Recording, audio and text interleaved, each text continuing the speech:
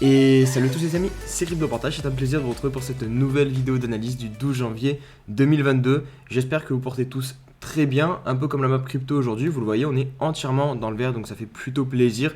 Le Bitcoin 42 500 $, l'Ethereum au-dessus des 3200 $.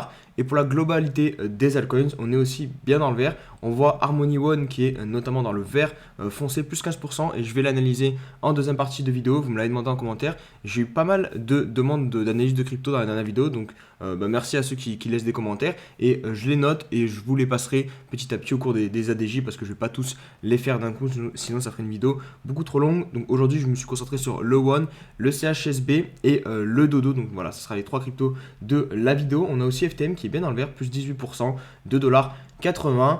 Aujourd'hui, comme d'hab, on fera des news et donc de l'analyse technique. N'hésitez pas à mettre tout de suite un petit pouce bleu à la vidéo pour aider au référencement et aussi un petit abonnement à la chaîne YouTube. Puis me rejoindre sur mes différents réseaux sociaux, donc Twitter, Insta, le Discord et aussi Twitch. Twitch, je tiens d'ailleurs à vous prévenir, je serai en live ce soir aux alentours de 18 h jusqu'à peu près 20 h, l'heure d'aller manger en gros. Pour que vous puissiez directement me poser vos questions. Voilà, si vous voulez des questions que ce soit sur la crypto ou aussi que j'analyse vos tokens, bah, c'est sur Twitch que ça se passe. On va débuter la vidéo en faisant un petit bilan de ce qui s'est dit hier sur le discours de la Fed. Je vous en ai parlé dans la vidéo, hein, je vous ai dit que ça pouvait avoir une importance sur le marché boursier US et donc par corrélation sur le Bitcoin aussi. Donc Grégory Raymond nous résume globalement voilà, ce qui est sorti, ce qui est le plus important. Donc Jérôme Powell, qui est le président de la Fed, qui déclare que l'économie n'a plus besoin des politiques hautement accommodantes en place depuis le début de la pandémie. Donc le scénario selon Goldman Sachs, c'est l'allègement du portefeuille d'actifs de la Fed en mars et l'hausse des taux en juin, septembre et décembre. Alors tout ça, c'était globalement connu des marchés et c'est d'ailleurs pour ça, je pense que ça a réagi à la hausse, en fait parce que très souvent les marchés price à l'avance les faits, les news, et c'est à mon avis si c'était déjà fait, du coup c'était déjà pricé et les marchés s'attendaient à ce que Jérôme Powell déclare ce genre de choses. Et pour le coup, les déclarations n'ont pas été plus catastrophiques que ce à quoi les marchés s'attendaient. Et c'est pour ça que les marchés ont dû très probablement repartir à la hausse. Et deuxième petite chose intéressante à noter aussi, c'est cette petite phrase. Donc elle est à vérifier parce que j'ai vu aussi Cryptomatrix retweeter un compte qui avait sorti exactement la même phrase. Donc voilà, je pense qu'elle doit être vraie normalement. J'ai pas pu vérifier, donc je m'en excuse. Mais en tout cas, si c'est vrai, c'est plutôt intéressant puisque Jérôme Powell déclare que déclare que la Fed, j'allais dire non. Jérôme Powell de la Fed déclare les stablecoins pourraient coexister avec une monnaie numérique de la banque centrale. Je tiens aussi à préciser que cet après-midi, normalement, on a les chiffres de l'inflation US qui sont publiés.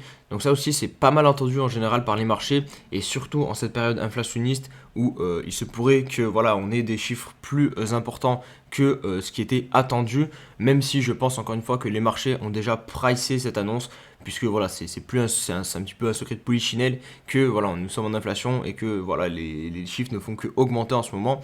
Donc je suis pas sûr que finalement les marchés partent à la baisse, mais il faut quand même se méfier. On ne sait jamais si vraiment les chiffres donnés sont vraiment exagérés. Là, pour le coup, on pourrait avoir peut-être une réaction négative. Je vous parle quand même pas mal d'économie en ce moment, mais je pense que vraiment c'est très important puisque nous rentrons dans une nouvelle phase de marché comparé à 2021 et 2020, de ce que je comprends, parce que voilà, je suis pas du tout économiste, mais j'essaie de m'informer un peu à droite, à gauche, comme je peux, et de ce que je comprends, 2022 sera une année spéciale, puisqu'il va y avoir pas mal de changements au niveau de la Fed, qui est la banque centrale américaine, et donc c'est un petit peu elle qui fait la pluie et le beau temps sur les marchés financiers. Allez, on passe maintenant à un graphique on-chain partagé par Bitcoin Archive sur l'accumulation ou alors plutôt la vente des mineurs de Bitcoin. Donc là, vous le voyez qu'actuellement, les mineurs de Bitcoin sont plus en train d'accumuler du BTC. Alors lui, du coup, il trouve ça très bullish et c'est vrai qu'on pourrait se dire que c'est extrêmement bullish, mais il suffit de remonter. De toute façon, là, il n'y a pas beaucoup d'historique parce que ça remonte uniquement à l'année dernière, à février 2021. Donc j'aurais bien aimé avoir un historique un peu plus conséquent, mais là, pour le coup, si on prend vraiment les deux dernières périodes d'accumulation, à chaque fois, elles se sont faites au moment où vous voyez ici c'est du coup la période la plus haute dans l'accumulation, et juste derrière, qu'est-ce qui s'est passé? Hop, on a une correction. Ici, on a donc le pic de l'accumulation des mineurs. Qu'est-ce qu'on a derrière? Le gros crash de mai. Donc je suis pas sûr du coup que ça soit vraiment une bonne nouvelle de voir un pic ici au niveau de l'accumulation des mineurs, puisque pour le coup les deux gros pics qu'on a eu d'accumulation en 2021, derrière on a toujours eu une grosse correction. Donc est-ce que voilà, jamais 203, bon ça c'est pour voilà, la petite blague, on va pas se fier sur ça, mais voilà, du peu d'historique qu'on a, bah, vous voyez bien que, je sais pas, pour moi c'est pas un graphe qui est forcément extrêmement bullish. N'hésitez pas à me dire ce que vous en pensez en commentaire, parce que c'est vrai que à première vue comme ça, bah, on se dirait plus que vu que les mineurs accumulent, bah, ça fait moins de pression vendeuse, c'est plutôt intéressant, mais c'est vrai que c'est bizarre qu'à chaque fois on ait eu un crash derrière l'accumulation des mineurs. Alors peut-être que c'est comment dire, un indicateur qui est en retard ou qui est en avance, ça dépend de dans quelle position on se met, mais du coup ouais, moi je trouve ça plutôt inquiétant plutôt que positif. Et je terminerai le petit fil Twitter avec ce tweet de Steph Ditech qui nous dit que l'alt season n'est jamais parti depuis 2021, il y a juste des rotations et ceux qui les prennent bien sont ceux qui mangent voilà, Solana, NIR, One, FTM, Cosmos actuellement. Donc il faut prendre les trends et vous verrez que les alt season ne s'arrêtent que très peu. Et je ne peux être que totalement d'accord avec lui. Et ça me fait même rejoindre un point plus global où certaines personnes se plaignent de ne pas avoir de bull run. Mais quand vous prenez justement ces cryptos comme ça séparément, je suis désolé, mais il y a eu des multiplicateurs énormissimes. Vous prenez Solana, vous prenez Avalanche, enfin bref, toutes les cryptos ici qu'il les a cités et plein d'autres que j'oublie. Bah, vraiment, on a eu de quoi faire de très très belles performances sur les cryptos. Alors, c'est sûr que si on node les mauvais altcoins, eh ben, c'est compliqué. Si on reste vraiment sur cette position, c'est compliqué. Et j'ai vraiment l'impression que maintenant, les cryptos, bah, c'est peut-être aussi un petit peu comme la bourse. Il faut être beaucoup plus agile et savoir switcher très rapidement dans le train qui roule à pleine vitesse. Notamment, bah, là, en ce moment, voilà, vous avez pas une petite, comment dire, fraction des cryptos qui marchent très bien. NIR One, FTN, Cosmos, c'est vraiment les 4 écosystèmes qui marchent le mieux en ce moment. Et donc, voilà, il faut surfer cette vague et il y aura une prochaine vague qui va venir. Il faudra aussi la surfer parce que c'est vrai qu'il n'y a pas vraiment d'alt season, hormis peut-être la période en avril, juste avant le crash de mai, en gros, où tout globalement montait. Mais sinon, depuis, bah, on est plutôt voilà, sur des secteurs qui performent bien, d'autres qui performent moins bien. Et donc, voilà, si vous voulez vraiment tirer votre épingle du jeu, je pense que se garder peut-être une partie de cash ou une partie de son portefeuille qu'on essaie justement comme ça d'allouer à chaque fois qu'on voit des vagues, bah, ça peut être intéressant. Allez, on passe maintenant sur les news. On va débuter par la première, donc celle-ci, le wallet du yuan numérique qui fait partie des applications les plus téléchargées de Chine, donc la monnaie numérique de banque centrale qui a été lancée il y a déjà un petit moment maintenant en Chine, continue son adoption. On est à environ 10%, vous voyez, c'est marqué ici, de la population qui utilise déjà ce crypto wallet, ce qui représente 140 millions de comptes créés par des particuliers. Donc petit à petit, voilà, les crypto-monnaies rentrent réellement dans la vie de tous les jours. Alors évidemment, nous pour les pro-crypto, on aurait préféré que ce genre de choses n'arrive pas, mais c'était forcé que forcément voilà, les États allaient un jour ou l'autre créer leur propre crypto-monnaie. Et donc c'est chose faite pour la Chine. Donc ce qui est intéressant, c'est que du coup on va pouvoir suivre l'évolution de cette création de cette MNBC, voir comment la population l'accueille. Après le truc c'est que voilà, vous le savez, la situation en Chine politique est très spéciale. Je suis pas sûr qu'on puisse la comparer avec celle en France. Donc voilà, eux ils vont être plus ou moins forcés, je pense, à utiliser cette monnaie numérique de banque centrale, tandis qu'en France peut-être on sera beaucoup plus libre si jamais on vient avoir une monnaie numérique de banque centrale européenne qui était créée. Allez, on se dirige maintenant du côté du Kosovo et la situation n'est pas forcément plus favorable aux cryptos dans ce pays-là aussi. Et là, c'est les mineurs de Bitcoin qui sont attaqués puisque la ministre de l'économie kosovare, donc Artan Rizvanoli, a annoncé la saisie de quasiment 300 machines de minage. Pourquoi ? Parce que tout simplement, le minage au Kosovo, c'est strictement interdit depuis quelques temps.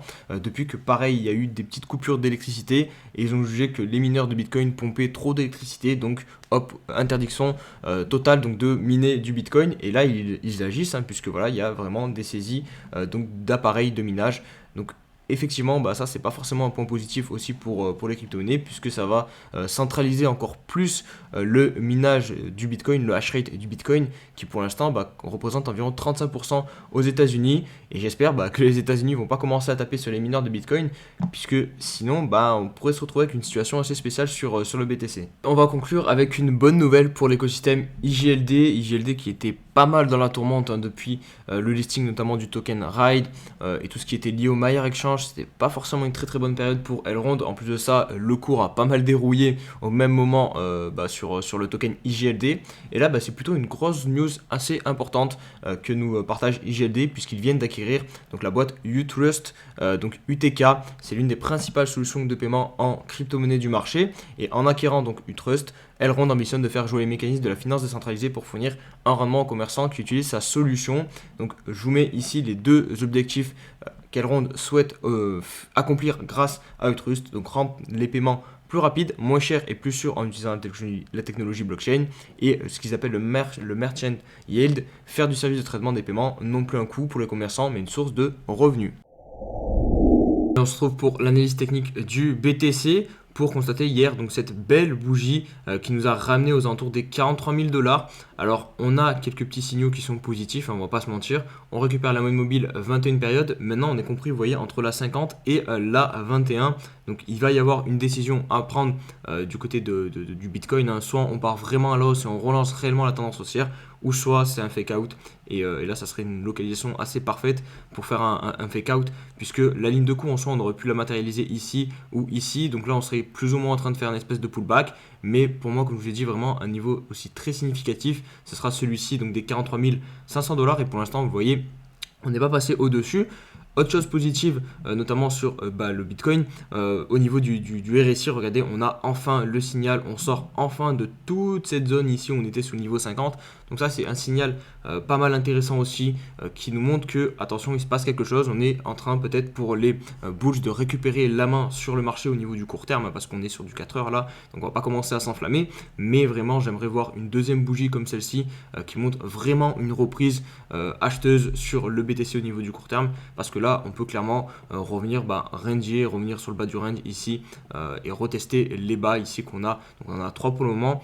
Tant qu'on ne sort pas vraiment de cette zone-ci avec une belle impulsion, une bougie comme ça, je pense que on reste toujours dans cette zone-ci. Donc on prend entre 43 500 $ et 40 000 $ globalement pour les points bas. Je vais vous montrer rapidement le daily, même s'il n'y a pas beaucoup d'évolution. On est toujours en tendance baissière. Mais globalement, si on fait de l'analyse des bougies, donc les chandeliers japonais, ici on a une espèce de marteau ou de pendu. Je ne sais jamais si c'est celui qui se trouve en haut ou en bas, mais bon, globalement voilà, ça c'est une figure qui est positive. Quand vous avez une grande mèche ici qui est ravalée et on vient clôturer beaucoup plus haut, c'est positif. C'est en général comme ça qu'on pose des bottoms. Et ensuite en plus derrière on a eu une belle bougie aussi d'impulsion. Alors elle est pas énorme ici, mais c'est intéressant de voir ça juste après ce type de bougie de chandelier japonais. Donc globalement là au niveau du bottom et des chandeliers japonais, c'est plutôt positif aussi ce qu'on a sur le BTC. On a aussi rebondi pile au niveau de la zone de survente. Donc ça aussi, ça sert souvent de support. Maintenant, voilà, il faut au minimum venir rechercher cette zone des 45 500 $ sur le daily pour le BTC. Il y a aussi la MA21, vous voyez, qui est dans ce secteur-là. Donc clairement, ici, c'est la grosse zone qui pourrait vraiment faire marquer un retour très important déjà dans le range. Et donc ça, en général, quand on réintègre comme ça un range, on va chercher directement à la bande opposée. Donc ça pourrait nous ramener directement sur le niveau des 52 000 $. Donc ça serait extrêmement positif. Maintenant, gardez bien en tête que les probabilités vont dans le sens qu'on se fasse rejeter sur ce niveau-là des 45 000 $. Vous le savez, quand on perd un support, ensuite on revient très souvent le backtester en tant que résistance. Donc voilà, les probabilités ne seront pas de notre côté, mais on espère quand même que le BTC va réussir à nous faire plaisir et réellement repartir en tendance haussière sur le daily. Au niveau de l'Ether, je vais faire assez rapide. On est donc situé ici. On a travaillé le 0,78 de Fibonacci de ce point bas. On est venu plus bas, mais avec les mèches. Et c'est intéressant, regardez comme c'est chirurgical. On a touché pile le 0,678 du retracement de tout ça. Regardez de ici jusqu'à ici, parce que le Fibonacci ici, ça commence là. Hop, c'est ce mouvement-là. Et l'autre, c'est ce mouvement-là. C'est pour ça qu'il y a deux zones de rechargement. Là, la plus grosse, c'est évidemment la plus long terme, et celle-là, elle est un peu plus court terme. Mais donc voilà, les niveaux sont assez pertinents. On travaille ce niveau-ci. C'est intéressant. La bougie ici qu'on a eue aussi, elle est un peu plus balèze que celle sur le BTC. Donc peut-être qu'on a posé un bottom sur le daily, sur l'Ether aussi. Pareil, on est trop pile sur la zone de survente. On a même une petite divergence ici, un W. Vous voyez ici le RSI descend, ici le cours ne descend pas. Enfin le RSI monte, je veux dire, et le cours ne descend pas. Donc voilà, on a des petits éléments techniques qui nous montrent qu'il se passe quelque chose, que les bulls reprennent un petit peu la main, mais vraiment ce que l'on va voir c'est au minimum pour l'Ether, c'est vraiment au moins remonter jusqu'à ce niveau là qui est assez important des 3600$. Regardez, hop, ici on avait 2 touchettes, ça servait comme résistance, ça servait comme support et là on l'a perdu. Donc comme pour les 45 000$ environ sur le BTC, moi je surveillerai beaucoup les 3600$, 3500$ aussi qui peut être un prix psychologique. C'est là je pense qu'on pourrait trouver pas mal de résistance sur l'Ether. Allez, j'ai regroupé la question de labo avec l'analyse de vos altcoins puisque j'ai eu vraiment quasiment que des demandes d'altcoins en commentaire. Donc voilà, en gros, je vous réponds via la question de labo pour l'analyse technique puisque vous m'avez beaucoup demandé en gros d'analyser par exemple le Dodo, le CHSB et Harmony One. Donc c'est pour ça que je cale ça dans cette catégorie. Donc pour débuter, on va débuter avec le Dodo.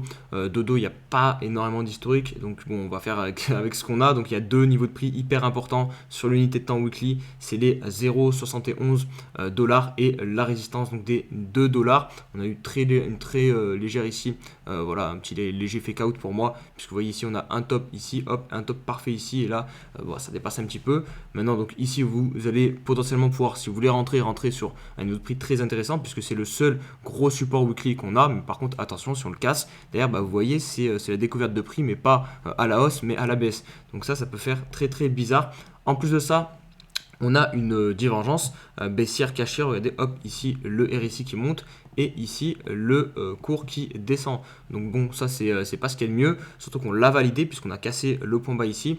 Donc attention, on pourrait venir descendre beaucoup plus bas sur le Dodo. Mais voilà, si vous voulez vraiment entrer ici, que vous croyez au projet, techniquement, c'est pas ce qu'il y a de plus dégueulasse. Après, vous rentrez sur un actif qui a tendance baissière sur le weekly aussi. En fait, voilà, techniquement, c'est un actif qui est clairement baissier. On n'a pas beaucoup d'historique. Donc voilà, faites attention si vous voulez mettre les pieds sur le Dodo. Allez, on poursuit avec le CHSB. CHSB, on est aussi sur une localisation intéressante. Et là, pour le coup, on a quand même plus d'historique. On a une belle phase de consolidation ici avant le premier pump qui a eu lieu durant la première partie de l'année dernière. Et là, depuis, nous sommes en correction. Alors, je dessine une espèce de triangle descendant, même si c'est pas parfait. Vous voyez là, la mèche dépasse. Là, elle n'est pas parfaitement collée. Mais globalement, voilà, on voit qu'il y a une pression vendeuse qui se fait sur le cours. Mais cependant, les acheteurs arrivent pour l'instant à défendre le prix avec le support psychologique des 0,50$. Là, vous voyez, on est reposé dessus. Attention, au niveau du court terme, on est en tendance baissière sur le weekly. Hop, hop, vous voyez les points bas de plus en plus bas. Donc, vous allez potentiellement acheter un actif en tendance baissière. Mais par exemple, si je me mets sur le mensuel, je ne suis pas sûr que nous sommes rentrés en tendance. Ouais, si, globalement, ouais, si on est rentré en tendance aussi baissière sur le mensuel. Parce que, enfin non, en fait non, même pas, parce qu'il faudrait que ce mois-ci là vienne à clôturer sous ce niveau-ci. Donc on est vraiment sur un moment clé de marché sur le CHSB. Mais voilà, en termes de localisation, du coup, c'est assez intéressant, je pense, pour se positionner. Je pense qu'on est aussi pile sur la zone de rechargement au niveau long terme. Regardez, hop, on est vraiment pile dans cette zone-ci. Donc c'est pas dégueu à accumuler, mais pour le coup, il faut pareil que comme le Dodo, il faut à tout prix que les 0,50 ne cassent pas. Sinon, là, vous allez, on peut descendre beaucoup plus bas sur le CHSB. Donc voilà, faites attention. Mais pour le coup, je pense que comparé au Dodo, rentrer sur le CHSB, qui a quand même beaucoup plus d'historique, qui est un actif en tendance haussière, ça peut être intéressant. Pareil, après vous pouvez mettre du coup le stop ici si vous voulez vraiment sortir si on pète ce support. Là au moins vous avez votre invalidation qui est assez claire et surtout assez rapprochée, et c'est ce qu'on cherche. Le risk reward, je vous dis tout le temps, prenez un risque très faible mais par contre un gain assez élevé. Et là pour le coup, si derrière on vient péter et repartir en tendance haussière, on aura un gain assez intéressant. Donc c'est pour ça qu'ici ça peut être pas déconnant de se positionner. On va conclure la vidéo avec Harmony, donc le token One, qui est lui pour le coup un token bien plus haussier, qui n'a rien à voir avec les deux tokens que je viens de vous partager, puisqu'on est quasiment sur la TH qui est située à 0,40$. On n'est pas loin aussi de faire une clôture par contre weekly la plus haute jamais réalisée, qui est à 0,31$. Là nous sommes à 0,32$. Donc si on clôture en l'état dimanche soir, nous serons plus haut que cette clôture-ci. Est-ce que c'est un bon endroit pour entrer? Je pense que voilà, si vous commencez à me connaître, évidemment que non. On est sur 5 semaines de hausse. On arrive voilà, sur quasiment de la découverte de prix, mais encore sous résistance, puisqu'on n'a pas dépassé la TH. Donc clairement, non, c'est pas intéressant pour moi de rentrer ici. Il y a un risk reward beaucoup trop dangereux, puisque votre invalidation, elle va être où? En tout cas, selon moi, comment je les place, elle va être ici sur le dernier point bas, et vous voyez tout l'écart qu'il y a ici, donc c'est pas du tout intéressant d'entrer ici. Ici c'est plutôt une zone où typiquement typiquement, les gens vont chercher à prendre du profit parce que c'est une zone de résistance. Si je me mets sur le daily, vous allez mieux comprendre. Hop, vous voyez ici, on a vraiment pas mal de résistance sur le niveau des 0,35 $. À chaque fois, on bute une fois ici, une fois ici, une fois ici. Là, on revient tester, on l'a testé avec plusieurs mèches. En général, quand on teste autant une résistance, on finit par la transpercer. Donc ça ne m'étonnerait pas du tout que Harmony vienne à péter son ATH. Je pense que ça peut dépendre aussi du BTC. Si le BTC nous fait le petit move jusqu'à 45 000 $, Harmony aura très probablement son run en découverte de prix. Donc voilà, si vous êtes positionné sur Harmony, je pense que c'est intéressant de prendre tranquillement des petits profits. Par contre, si vous n'êtes pas positionné sur Harmony, je pense qu'il faut chercher ailleurs plutôt que d'essayer de courir derrière ce train qui est déjà quand même pas mal lancé. Après, il y a la stratégie aussi de rentrer dès qu'on casse l'ATH, parce que vu qu'on part en découverte de prix, en théorie, il n'y a plus trop de vendeurs, donc le prix peut pas mal monter. Mais voilà, enfin moi en gros je vous partage ma stratégie, donc c'est une stratégie que je n'utilise pas forcément. Donc voilà, j'ai du mal à vous la partager, mais elle existe. Donc après c'est à vous de la mettre en place et de la tenir. Et c'est ça le plus important au final dans les stratégies, c'est de les tenir. Parce que si vous ne les tenez pas, ça sert strictement à rien. Donc voilà les amis pour cette vidéo, j'espère que comme d'hab elle vous a plu. Si c'est le cas, n'hésitez pas aussi à mettre le petit pouce bleu, vous abonner à la chaîne, presque les 20 000 abonnés, et me suivre sur les différents réseaux sociaux, donc qui sont tous en barre de description et en commentaire épinglé. Passez une très bonne journée, on se dit à demain, allez, ciao ciao.